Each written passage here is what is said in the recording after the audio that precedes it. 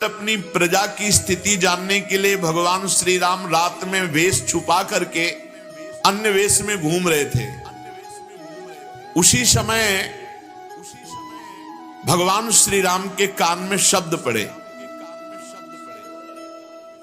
कि एक पुरुष अपनी पत्नी से कह रहा था, तू रात भर पराये घर में रह आई है, इसलिए मैं तुझे इसी समय निकालता हूं। सचमुच संसार को प्रसन्न रखना टेढ़ी खीर है। भगवान सुखदेव जी कहे, देखो इस मूर्ख की मूर्खता, भगवान के राज्य में रह रहा है, भगवान की महिमा को नहीं जान रहा, भगवान पर दोषारोपण कर रहा है। जब भगवान राम ने अपने कान से ये बात सुनी तो लोकापवाद के कारण श्री सीता जी का परित्याग किया। इसमें ये बात नहीं है, ये तो व्यवहारिक बात है। भगवान श्री राम जी ने देखा, भगवान का एक स्वभाव है कि अपने जन का अभिमान रहने नहीं देते। और लंका जैसे सुरक्षित देश पर आक्रमण करके लंकाधिपति रावण, कुंभकर्ण, मेघनाथ, नरांतक, ऐसे ऐसे देवांतक, इन सब का नाश, तो सबके हृदय में अहंकार जागृत था। सबके हृदय में, यहां तक कि जो भगवान के कृपा पात्र बानर बलि थे, जांबवान तक के हृदय में भी। जांबवान जी ने भगवान की भुजाओं की तरफ देखा, कहा इतनी सुकोमल इनमें बल है कि नहीं, एक बार कैसे देखें। भगवान से कह तो सकते नहीं, और चुप रहे। मार घूसो, कई दिनों तक पिटाई की थी भगवान ने कृष्णावतार में। कृष्णावतार में गुफा के अंदर कई दिनों तक पिटाई जांबवान की थी। और एक तो बलराम जी से भिड़ गया, राम जी का पार्षद जो बंदर था, ये सब कपि सुग्रीव समाना, ये महान बलशाली थे। तो उसने राम जी की भुजाओं की तरफ देखा तो लक्ष्मण जी ने कहा, आप तुम्हें बताएंगे। तो जब लक्ष्मण जी बलराम जी बने ना, तब ये मिल गया। तो लक्ष्मण जी के रूप में तो दंड नहीं दिया, क्योंकि भगवान का शासन था, भगवान बड़े भ्राता थे, यहां बड़े भाई बन के आए। वो एक ही घूंसे में परम पद दे दिया बलराम जी ने। तो जितना परिकर था सबको अहंकार आ गया था। तो भगवान ने सोचा अहंकार का मर्दन कैसे हो, क्योंकि हम कैसे लड़े इनसे, पूरा परिकर कैसे लड़े। तो भगवान ने सोचा हम अपने अंश से इनको पराजित करेंगे। तो फिर ये लीला सीता जी को, अब सीता जी को जंगल में एकांत में छोड़ दिया। उधर भगवान वाल्मीकि जी ने जब देखा कि ये तो अरे चक्रवर्ती सम्राट महाराज दशरथ की कुलवधू सीता जो इस समय गर्भवती, ये सारा केवल अहंकार दूर करने का खेल था। और परंपरा थी ऋषियों के पास ही बालकों का पूरा पठन पाठन, अध्ययन, अध्यापन आदि की पूरी दीक्षा शिक्षा सब। तो वाल्मीकि जैसे महापुरुष, कई कारण ऐसे नहीं भगवान की अपवाद के कारण भेज दिए, ऐसे किसी ने कह दिया, धोबी ने कह दिया, भगवान ने भेज दिया। उसका कारण था अहम का नाश करवाना अपने जनों का, क्योंकि और कोई उपाय ही नहीं था कि हो सकता, कोई उपाय नहीं था। राम बल से बलवान को कोई नीचा दिखा सकता है, तो राम ही बल दिखा सकता है। तो वहां लवकुश का प्रादुर्भाव हुआ। महर्षि वाल्मीकि जी त्रिकालज्ञ महापुरुष, उन्होंने अपने ज्ञान के द्वारा पूर्ण धनुर्वेद, सब वेदों से परिपूर्ण कर दिया लवकुश को। सामर्थ्य ऐसी कि त्रिभुवन में कोई लवकुश का सामना नहीं कर सकता। अब भगवान जब अश्वमेध यज्ञ, तो घोड़ा छोड़ा जाता है, तो घोड़ा छोड़ा गया, छोटे भाई कुश ने पकड़ लिया। थोड़ी देर जब नहीं आए तो लौ व्याकुल हो गए, कहां है। तो देखा मस्तक पर लिखा होता था घोड़ा कहां का है, कौन का है, क्या सब पूरा। उन्होंने देखा अयोध्यापति चक्रवर्ती सम्राट राजा धीराज भगवान श्री राम। ये क्या किया, तो उन्होंने कहा इनके साथ सैनिक मुझे बहुत अहंकार भरे दिखाई दिए, मुझे लगा थोड़ा खेलूं इनसे युद्ध में। बोले चक्रवर्ती सम्राट राम का, जिन्होंने सिया का त्याग किया किसी नगरवासी के कहने से, तब तो बिल्कुल नहीं घोड़ा छोड़ूंगा, मैं देखूंगा कैसा वीर है राम के दल में। छोटे से कुछ की बात सुनकर लो जी ने भी निश्चय किया, क्योंकि भगवत प्रेरित थे।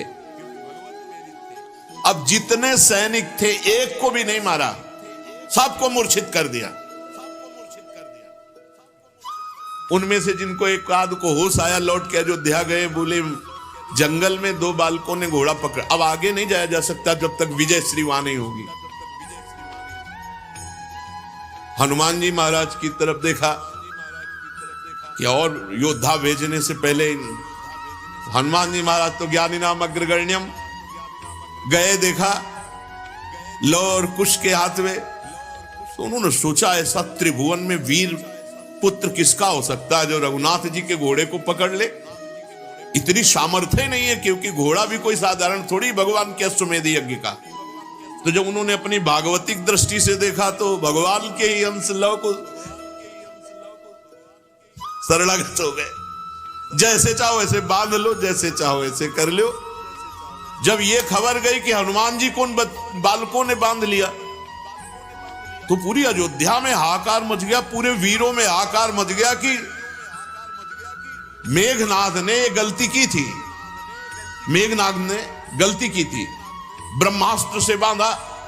तो हनुमान जी एक बार तो सोचे, पर उनका ब्रह्मास्त्र की रक्षा करनी चाहिए, मर्यादा रखनी, इसलिए बंद गए। और क्या मर्यादा रखी, जब सभा में गए और जब पूंछ में आग लगाई गई तो ब्रह्मास्त्र अपने आप छोड़ के अंतर ध्यान हो गया। ब्रह्मास्त्र हनुमान जी को बांध सकता है क्या? कोई भी अस्त्र हनुमान जी को नहीं बांध सकता। कोई वीर पैदा नहीं हुआ ऐसा जो हनुमान जी को बंधन में डाल सके, कोई वीर पैदा नहीं हुआ। अपने आप में आ जाए तो कोई है ही नहीं इनके बराबर। हनुमान जी को बांध लिया, शत्रुघ्न भरत लक्ष्मण सब तमा उठे।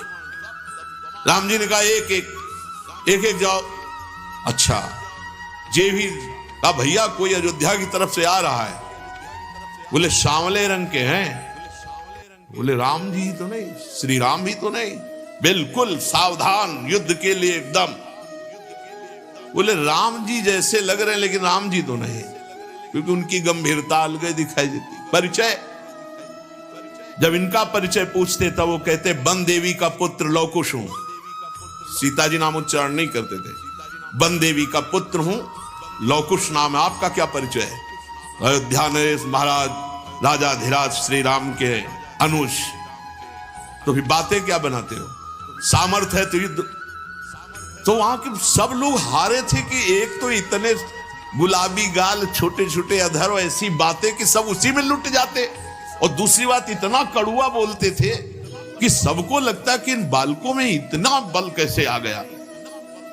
एक को भी नहीं होश में रहे, मारा एक को नहीं, पूरे रामादल में किसी एक को भी प्राणघात अस्त्र नहीं चलाया लवकुश ने। और जब शत्रुघ्न जी, भरत जी, लक्ष्मण जी ये दिव्यास्त्र संधान करते, तो महर्षि वाल्मीकि जी की मंत्र कवच रक्षा, सब अस्त्र शांत हो जाते। तो सबके होश खराब थे कि कोई अस्त्र काम नहीं कर रहा और इनके हर अस्त्र हमारे ऊपर काम कर रहे हैं, सबको मूर्छित। अंततो गत्वा भगवान पूरे सब रामादल के परिकर को परास्त करा कि जब आप आए तब जो स्वरूप लवकुश की विद्वता का, ज्ञान का प्रकाशित हुआ कि एक बार भगवान को भी चुप कर दिया। गर्भावस्था में वन देवी का त्याग, बाहरी व्यक्ति के कह देने से। क्या आप अपनी प्रिया के हृदय की बात नहीं जानते? एक बाहरी ने कह दिया और आप त्याग कर दिए, आप युद्ध कीजिए हमसे।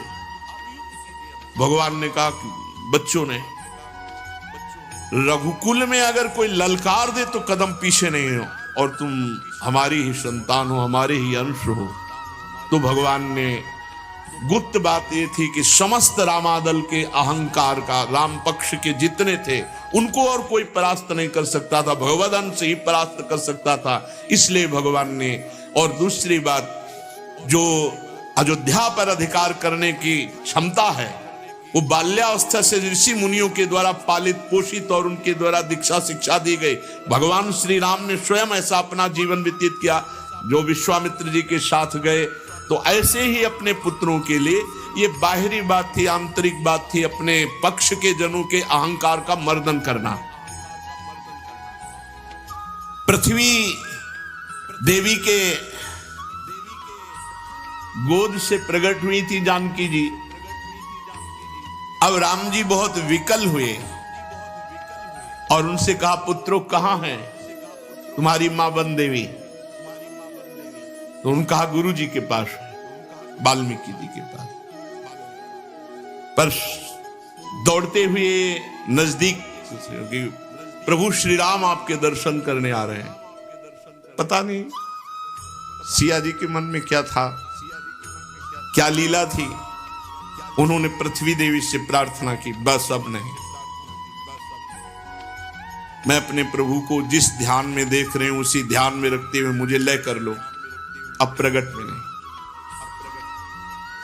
भगवान श्री राम अपनी शोकावेश बुद्धि को संभाल नहीं पाए। देखते देखते सिया जी पृथ्वी की गोद में, पृथ्वी की गोद से ही प्रकट हुई थी और पृथ्वी की गोद में भगवान श्री राम बहुत विकल हो गए। समर्थ होने पर भी न रोक सके और रुदन करने लगे, क्योंकि जानकी जी के पवित्र गुण, जानकी जी का समर्पण, जानकी जी की पवित्रता, जानकी जी का भाव, ये गुणगान करके भगवान अपने को रोक नहीं सके और रुदन करने लगे। परीक्षित, भगवान अपने जनों से बहुत प्यार करते हैं, तो जानकी जी तो उनका हृदय ही है। भगवान का ये रुदन करना कोई स्त्री पुरुष का रुदन करना नहीं। बड़े बड़े समर्थ लोगों के विषय में ये देखा गया है कि प्रेम में ऐसी स्थिति, जनक जी को भला, पर जानकी जी जब विदा हो रहे हैं तो वो भी विकल हो गए। भगवान श्री राम ने उसी दिन से नियम पूर्वक ब्रह्मचर्य व्रत धारण किया और 13,000 वर्ष तक अखंड ब्रह्मचारी रहकर दशरथ जी द्वारा पोषित अयोध्या नगरी का पालन किया 13,000 वर्ष तक। तदनंतर अपना स्मरण करने वाले भक्तों के हृदय में अपने उन चरण कमलों को स्थापित करके, जो दंडकारण्य के वन में कंकड़ और कांटों से बिंधते थे, भगवान स्वयं प्रकाश परम ज्योतिर्मय साकेत धाम को अंतर्ध्यान हो गए। सब अपने निज जनों को लेकर के सरयू जी में लीन होने वाली लीला की और साकेत धाम चले गए। परीक्षित, भगवान श्री रामचंद्र जी के समान प्रतापशाली और कोई नहीं, उनसे बढ़कर तो कोई हो ही कैसे सकता है। मैं उन्हीं रघुवंश शिरोमणि भगवान श्री रामचंद्र जी की शरण ग्रहण करता हूं। परीक्षित, जिन्होंने भगवान श्री राम का दर्शन किया, स्पर्श किया, अनुगमन किया, वे सब कौशल देश निवासी भगवान के साकेत धाम को गए, जहां बड़े बड़े योगी साधना के द्वारा जाते हैं। जो पुरुष अपने कानों से भगवान श्री राम के पावन चरित्र को सुनता है, परीक्षित, सुनने मात्र से वो समस्त कर्म बंधनों से मुक्त हो जाता है। भगवान सच्चिदानंद में है, उनकी लीला गायन करना, लीला श्रवण करना, ये स्वतंत्र भगवत प्राप्ति का मार्ग है। केवल भगवत चर्चा श्रवण मात्र से भगवत प्राप्ति। इसलिए समय व्यर्थ न जाए, खूब निरंतर नाम जप करो। इस